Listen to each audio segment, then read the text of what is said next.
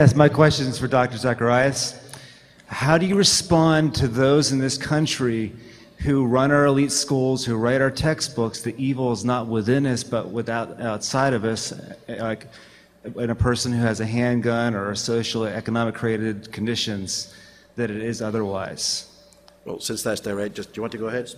You know, I'll be happy to respond to it, but these are the kinds of specialties that this gentleman really writes about. I think you want me to go first, but I'd like you to respond on this too.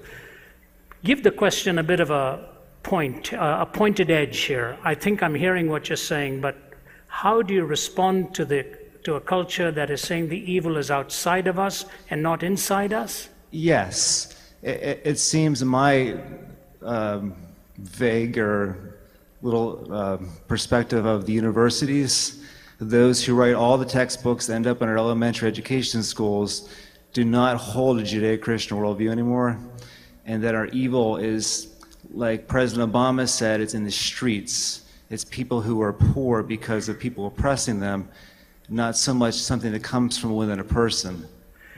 You know, then we should not be imprisoning people like Madoff and the head of Enron. We should be imprisoning their neighbors because of his environment that these people did such things.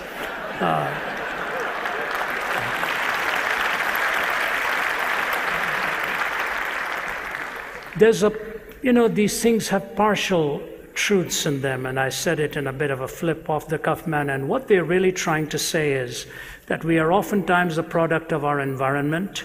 And I won't name the countries, but my wife and I were visiting there where there's a constant war going on in the border there, and we were pointed to a man who took his 12-year-old son up to the hill every day. Every day.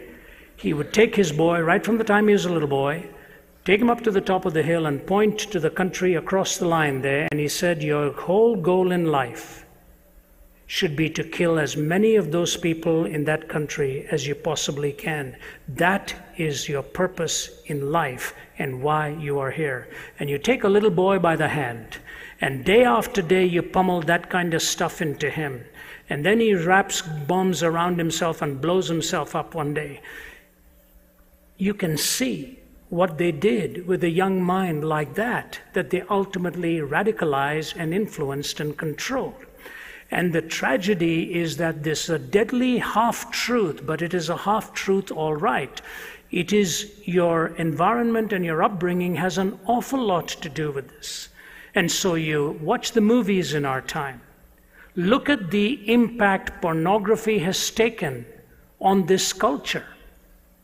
I'm dealing with it with young men all the time as I travel, and it is a horrific thing to be trapped by, because what it actually does is destroy personhood in the process and makes you pursue a feeling rather than even a person, because no one person can ultimately bring you the happiness. It's a feeling that you're in search of, and it'll never be parked in that feeling all the time. So the environment that is conditioning our minds is taking a heavy toll. But what is conditioning the environment? Are these minds also cumulatively just the product of all kinds of ideas? Does nobody ultimately have to take any responsibility? There was a great case in India recently, and in that case the head of a large IT company, one of the largest, which is actually called Satyam, which actually in that language means truth. But they were fudging on their books, they were cheating in billions of dollars. And finally he was caught, and he's in jail now. And here's what he said: my problem is this: I was riding this tiger of deceit for so long, I was afraid to get off lest it eat me up. It was not his environment. It was what he had chosen to do. So ultimately we have to have responsibility individually, not just blame the society on it. Otherwise, next thing you do, you're pushing your neighbor off a cliff because your mother didn't let you push your oats off your tray when you were a little boy, or something like that. This kind of ad infinitum reasoning, if you take away responsibility, you actually take away the possibility of any court of law dealing with any act in any nature if it is always someone else's fault. You have to ultimately have evil explained, and it is on the outside because it is on the inside first. It did not come on the inside from the outside.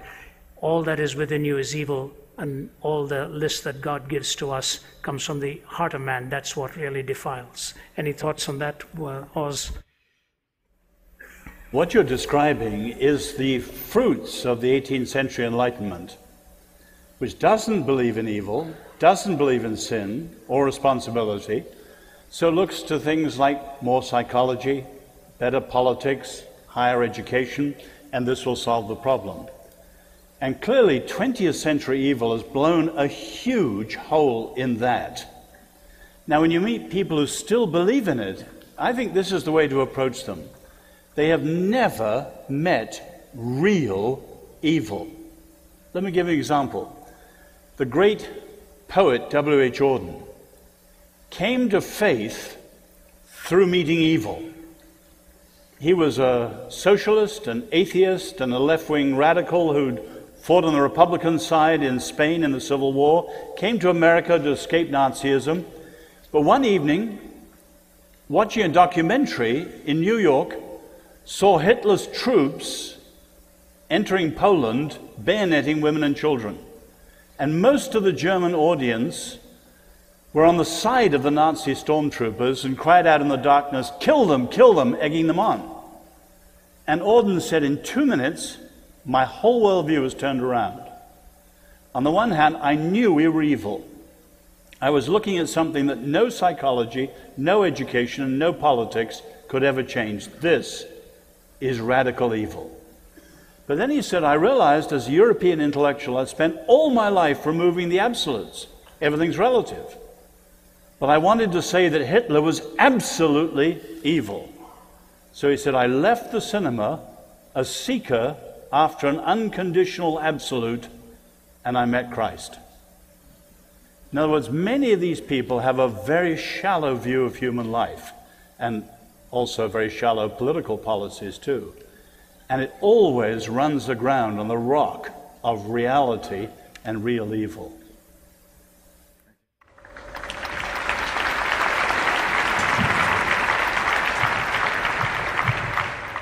Yes, young man.